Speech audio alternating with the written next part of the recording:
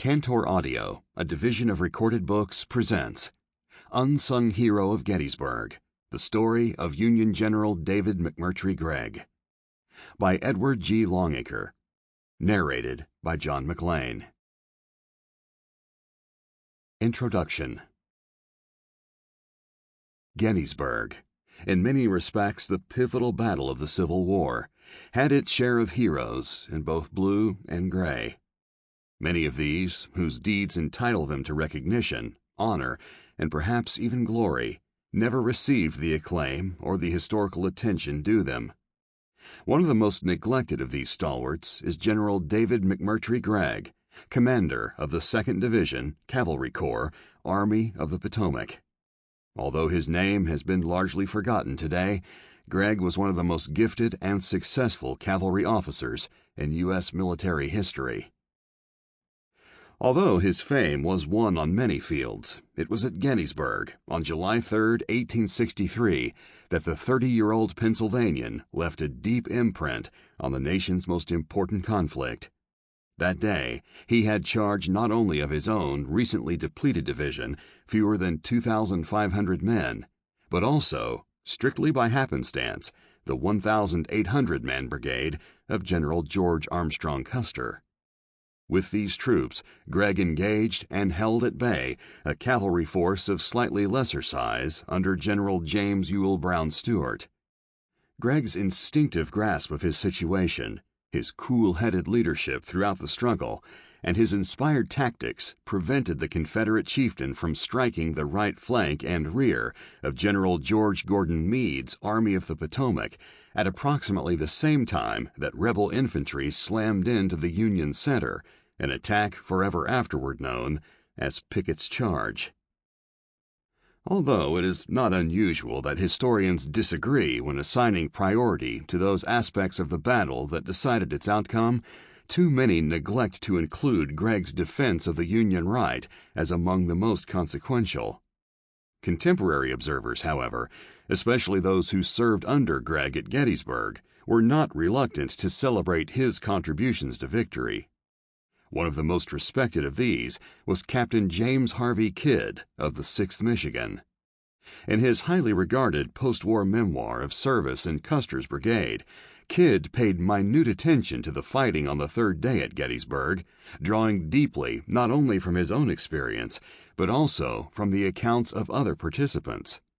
Kidd, who after Gettysburg would rise to colonel and command of his regiment, concluded, "In the light of all the official reports put together link by link, so as to make one connected chain of evidence, we can see that the engagement which he, Gregg, fought on the right at Gettysburg on July 3, 1863, was from first to last a well-planned battle, in which the different commands were maneuvered with the same sagacity displayed by a skillful chess player in moving the pawns upon a chessboard, in which every detail was the fruit of the brain of one man who, from the time when he turned Custer to the northward until he sent the 1st Michigan thundering against the brigades of Hampton and Fitzhugh Lee, made not a single false move, who was distinguished not less for his intuitive foresight than for his quick perceptions at critical moments.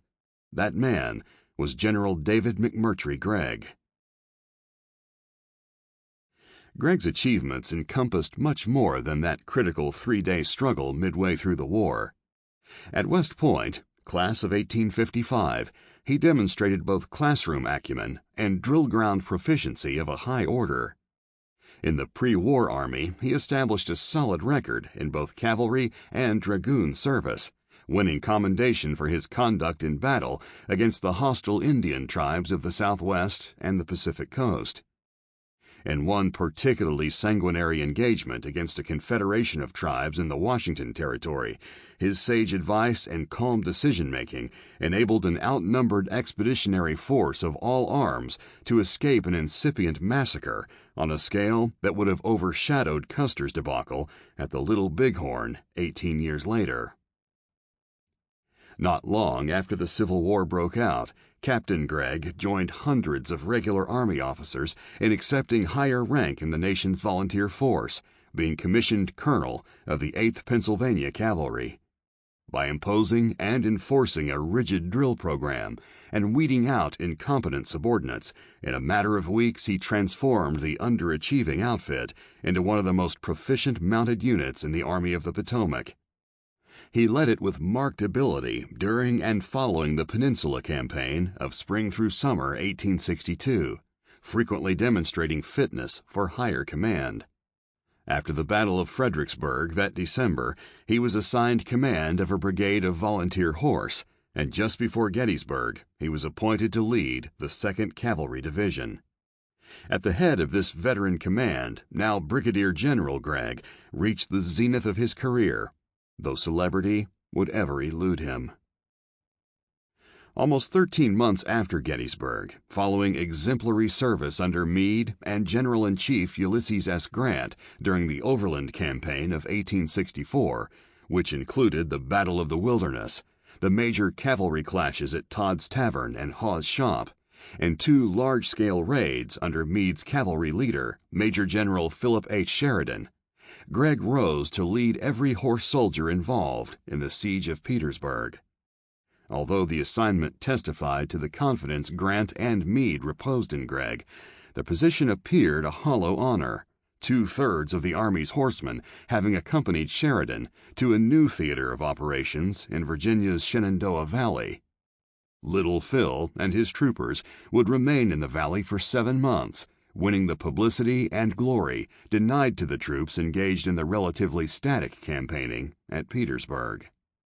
Nevertheless, Gregg served faithfully and well through the remainder of the siege, effectively commanding not only the 2nd Division, but also the small cavalry division of the Army of the James, which supported Meade's operations. By the close of 1864, Gregg was a brevet major general and the senior mounted officer in the main theater of the war, universally praised by all who observed him in action. One high-ranking comrade, Major General Winfield Scott Hancock, commander of Meade's II Corps, stated, "I have seen no officer whom I would prefer to have with me in action. In battle he is cool, tenacious, brave, and judicious." His many accomplishments notwithstanding, Gregg's record is not without blemish or controversy. Present-day historians fault him for tactical mistakes during the Battle of Second Brandy Station, June 9, 1863, which may have affected the outcome of this, the opening battle of the Gettysburg campaign, and at the time the largest mounted engagement of the war. 16 months later, during Grant's Overland Campaign, Gregg was held responsible at Army headquarters for his failure to warn Meade of Robert E. Lee's attempt to turn his left flank and interpose between the Federals and Washington, D.C., the city Meade's army had been enjoined to protect at all costs. Even so, details of this supposed lapse remain obscure even at this late day and deserve careful analysis. Then, in early February 1865, less than 2 months before the climactic campaign of the war in the East got underway, Gregg abruptly resigned his commissions in both the regular and volunteer service, left the Army, and returned to his adopted hometown of Reading, Pennsylvania. Because he never explained his untimely exit from the war, over the years historians have offered a variety of possible reasons, some of which strain credence. His resignation cost the Army of the Potomac one of its most valuable soldiers, and it may also have cost Gregg personally. It is possible his decision factored in his inability to fulfill his desire to return to the regular service after the war.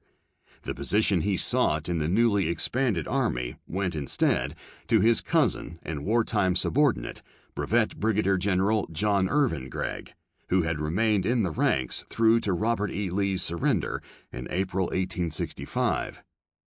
Moreover, when a bill to provide Gregg with a pension moved through Congress in the early 1900s, political opponents delved into, and may have been swayed by, the circumstances of his departure from the conflict. Neither at the time, nor 2 years later when it was revived, did the bill pass. Flaws and misadventures notwithstanding, David McMurtrie Gregg stands today as the beau ideal of Civil War cavalrymen. Dignified, self-composed, and unflappable under pressure, he was unhesitatingly relied upon by his superiors, respected by his peers, and admired by his subordinates. Like all worthy officers, he was conscious of the image he projected to his men and his war-torn nation. Rejecting the behavior of publicity-seeking colleagues, so many of whom seemed to gravitate to the cavalry, Gregg held at arm's length the newspaper correspondents who tried to attach themselves to his command, restricting their access to his headquarters and refusing their requests to interview him. Undoubtedly, Gregg's modesty and disdain for self-promotion factored into his being overlooked by those who furthered the careers of Civil War commanders. For many reasons, not merely his contributions to victory on perhaps the most critical day in U.S. history, he does not deserve further neglect. 1. The Man in the Invisible Circle. David McMurtrie Gregg was descended from military and political notables, including David Gregg, who was born in Scotland in 1630 and served as a captain in the Roundhead Army of Oliver Cromwell during the English Civil War.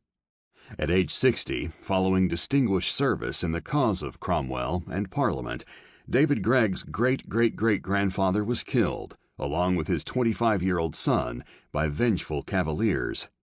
2 decades later, the murdered son's 2 surviving sons and their sister emigrated to the New World, settling in Boston before spreading out to New Hampshire, New York, and Delaware.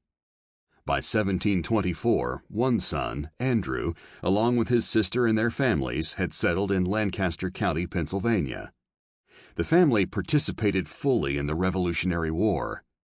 James Potter of Huntington, Pennsylvania, an ancestor of David McMurtrie Gregg's grandmother, Martha Potter, served as an officer in the Pennsylvania line and fought staunchly at Trenton and Princeton before joining George Washington, whom he claimed as a personal friend, at Valley Forge. Meanwhile, Andrew Gregg's son, also named Andrew, served in the Delaware militia, despite his youth. Once the United States won its independence, the Gregg family and its associated lines turned from affairs military to academic pursuits, and then to public service. The younger Andrew Gregg taught at the University of Pennsylvania before winning a seat in the U.S. House of Representatives in 1791. He did so as a candidate of the Democratic-Republican Party of Thomas Jefferson and James Madison, opponents of the Federalist vision of a strong central government. Andrew's political career flourished, if relatively briefly. In 1807 he was elected to the U.S. Senate, but his tenure was limited to a single term. From 1820 to 1823 he served as Secretary of the Commonwealth of Pennsylvania, and in the latter year ran unsuccessfully for governor. He then retired to his adopted hometown of Bellefonte Center County, one of the leading commercial and industrial centers between Pittsburgh and Harrisburg, and concentrated on mercantile and agricultural pursuits. Andrew died in Bellefonte in May 1835, 3 weeks short of his 80th birthday. Andrew's son, Matthew Duncan Gregg, born in 1804 in Penns Valley, Pennsylvania, the 8th of 11 children, married Ellen McMurtrie of Huntingdon County in 1828. The couple reared 9 children, the third of whom, their second son, born in Huntingdon on April 10, 1833, they christened David McMurtrie. At that time, David's father, a tall, imposing man with a dark beard and a penchant for elegant attire and fast horses, was practicing law, having been admitted to the bar in both Huntingdon and Center counties. It appears, however, that Matthew Gregg did not consider himself well suited to the profession. Over the next 5 years, he, Ellen, and the children experienced a peripatetic existence, living successively in Huntingdon, Harrisburg, Hollidaysburg, and Pine Grove Mills before returning to the old family home at Bellefonte. There, Matthew quit his law career and plunged into the burgeoning iron industry of the upper Juniata River Valley, a change General Gregg's son, David McMurtrie Gregg, Jr., remarked years later, which he had been considering for a long time. The change of profession appears to have had a forceful effect on young David, who came to appreciate the larger-than-life image projected by the ironmasters of the day. As his son noted, "A successful furnace owner not only lived in a sumptuous manner in a large, well-ordered mansion near his furnaces, but he was the overlord and patron of a small army of outside workers, all of whom were necessary to the successful operation of the plant. Truly, those men were kings in their own right, and it is small wonder that an indelible impression of their importance was made on the mind of a boy who was brought up in the region where so many of the old furnaces were located." That impression may have started Matthew's son on a path to another field of endeavor where rank and authority prevailed, and a high degree of order and efficiency was demanded of a large workforce. The rapid growth of the local iron business and the fierce competition it engendered caused land values to skyrocket. The scarcity of suitable properties prompted Matthew Gregg to look beyond the Juniata Valley to secure his and his family's future.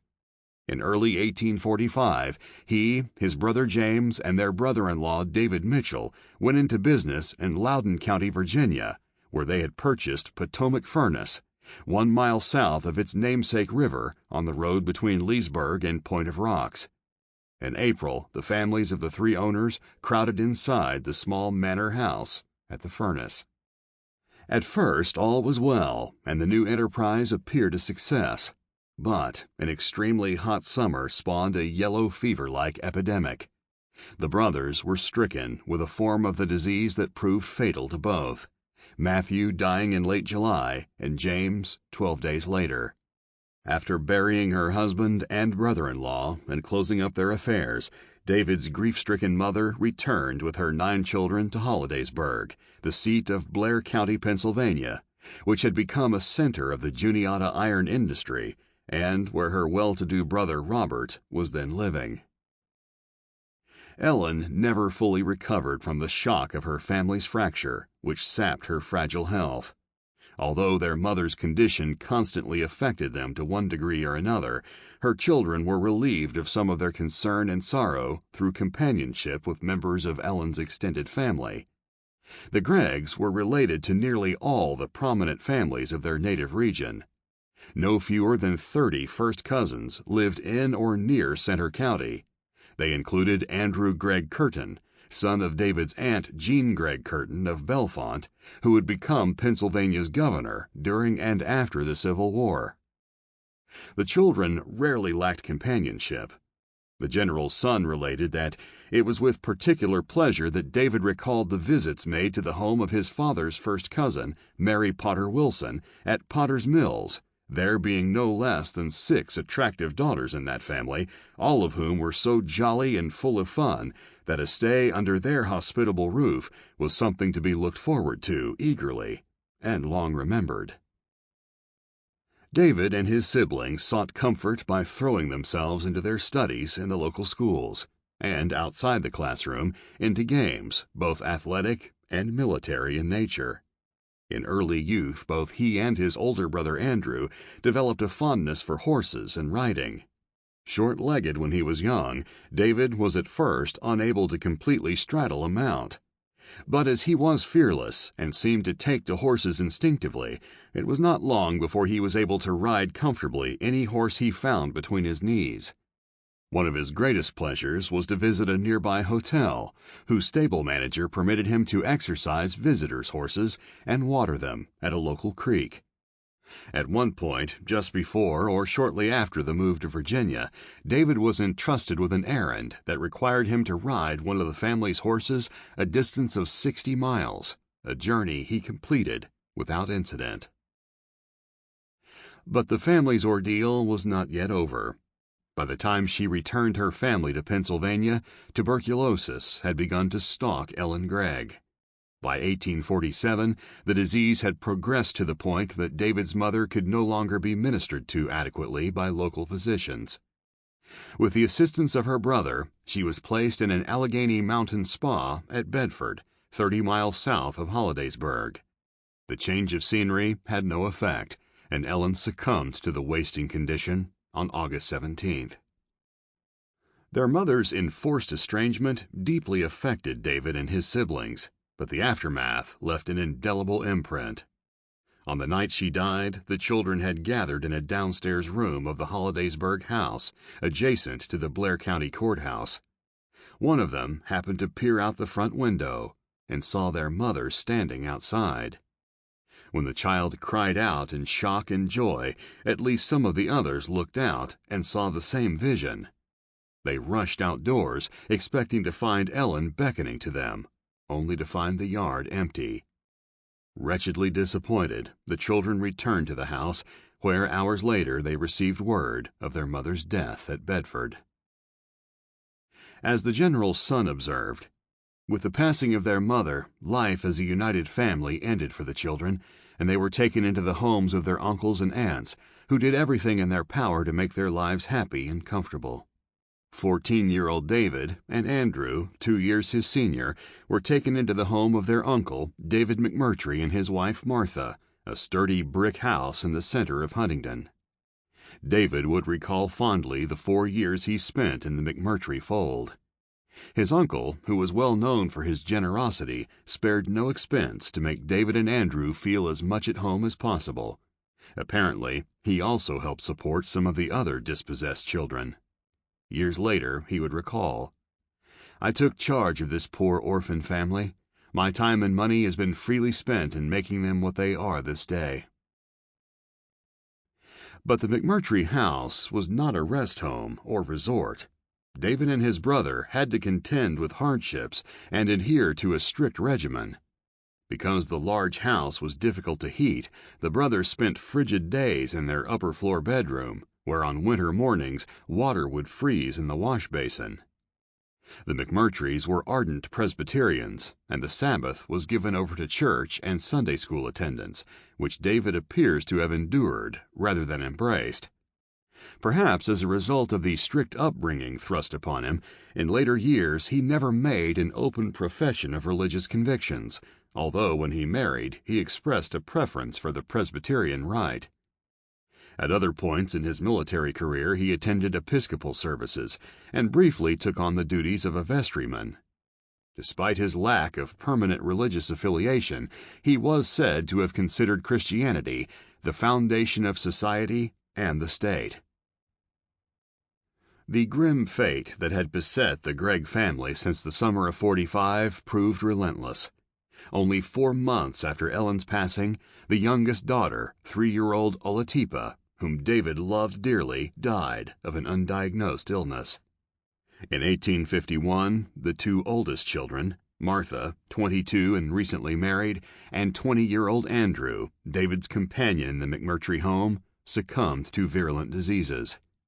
In Andrew's case, the cause was tuberculosis, the same contagion as had taken their mother's life. The grief and sorrow spawned by these multiple tragedies, especially the loss of the beloved older brother who died in his arms, must have had a devastating effect on the teenage David, one that time failed to ameliorate. They turned his thoughts increasingly inward and taught him to conceal his emotions and guard his privacy. Ever afterward, he displayed a quiet and reserved demeanor, and sometimes an abstracted aloofness that discouraged attempts at intimacy and held even long-time friends at arm's length. Those who attempted to define him spoke authoritatively of his character, but less so of his personality.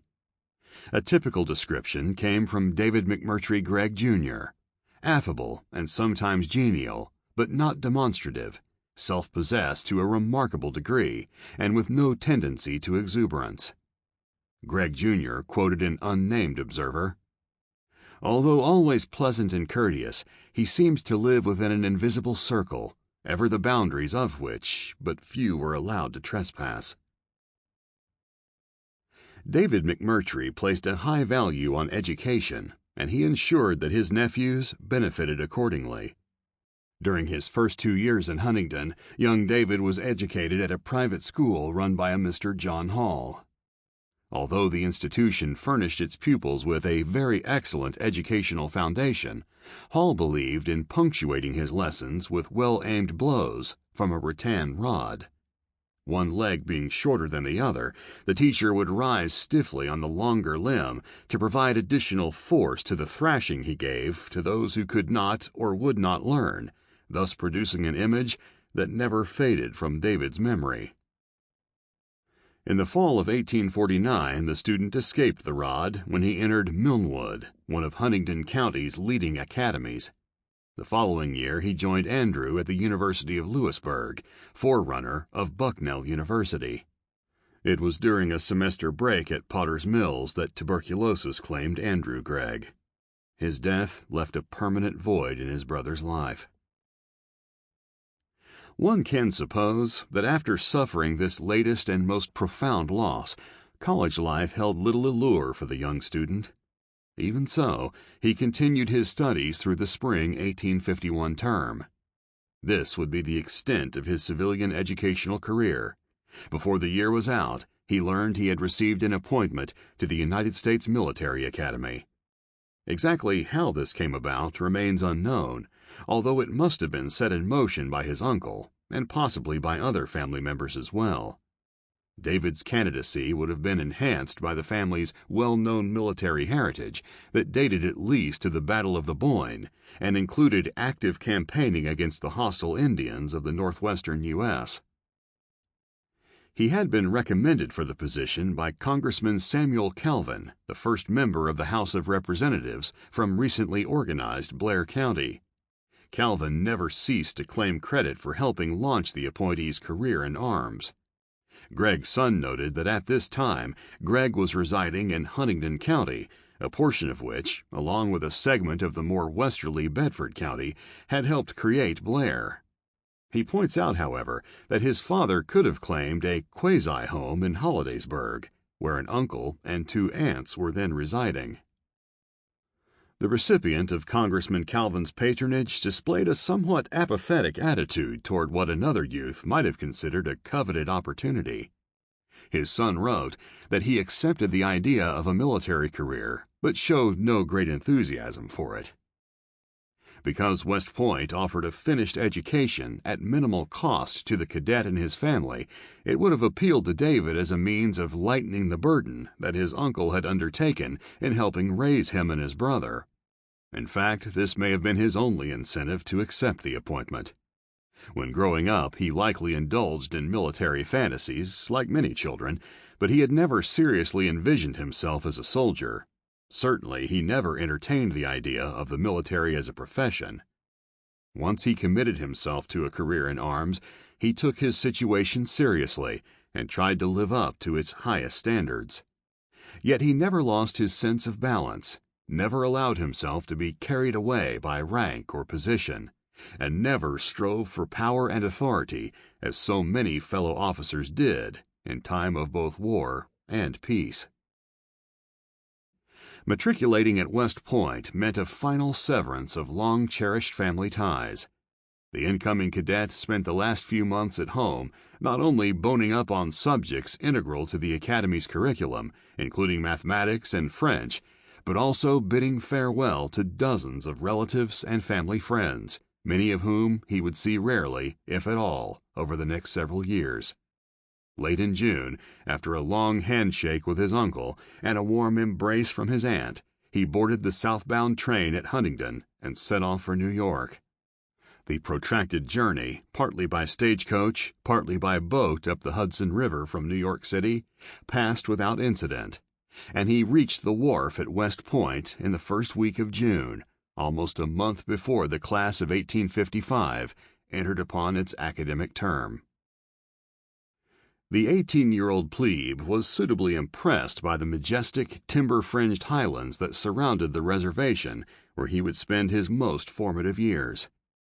Almost equally impressive was the campus itself, which included what another incoming cadet described as the stately array of buildings away from the broadest and smoothest lawn I had ever seen.